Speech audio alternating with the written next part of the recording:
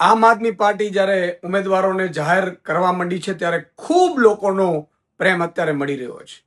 અત્યારે આમ આદમી પાર્ટી મજબૂતાઈથી ચૂંટણી લડી રહી છે અને જે રીતે સુરતમાં 5 વર્ષ આમ આદમી પાર્ટીએ વિપક્ષમાં ભૂમિકા ભજવી અને સુરતનું પહેલું લિસ્ટ જ્યારે જાહેર થયું ત્યારે સેંકડો ફોન આવ્યા છે કે આમ આદમી પાર્ટીનો આ વખતે સુરતમાં મેયર બનાવવાનો છે, તમે મજબૂત ઉમેદવારો ઉતારો.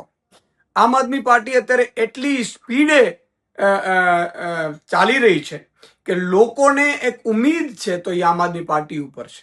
કારણ કે આમ આદમી પાર્ટી સારા ભણેલા ગણેલા હોશિયાર મહેનતુ વફાદાર અને પ્રજાના કામો કરનારા ઉમેદવારો પસંદ કરી રહી છે. અને એટલા માટે જ સુરતમાંથી પણ ઢગલાબંધ અમને ફોન આવ્યા, મને પણ ફોન આવ્યા કે આ વખતે સુરતમાં મેયર બનાવવાનો છે, તમે મજબૂત લીડરશીપમાંથી કોઈને ઉતારો. અને એટલે જ માનનીય અરવિંદ કેજરીવાલજી, માનનીય શીર્ષ નેતૃત્વ, માનનીય અમારે પ્રદેશની આખી ટીમે નક્કી કર્યું છે.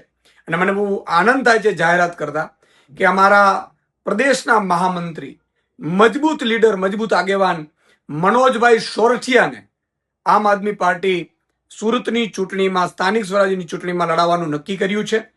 આજે સુરતની જનતા પણ ઈચ્છી રહી હતી. કેટલાય ફોન આવ્યા કે મનોજભાઈ સોરઠિયાને તમે અહીંયા ઉતારો, લડાવો, અને કારણ કે સુરતમાં મેયર બનવા જઈ રહ્યું છે. એટલે આજે સુરતનો જે માહોલ છે એને લઈને આમ આદમી પાર્ટીએ નક્કી કર્યું છે કે ભણેલા ગણેલા હોશિયાર અને 2012થી પાર્ટી માટે તમામ પ્રકારની મુશ્કેલીઓમાંથી પણ પાર્ટીને ઊભી રાખનાર એવા મજબૂત લીડર, સંગઠનના માહિર અને લોકોના હિતની વાત કરનારા મનોજભાઈ સોરઠિયાને આજે અમે ઉમેદવાર તરીકે જાહેર કરતા મને બહુ આનંદ લાગણી અનુભવું છું.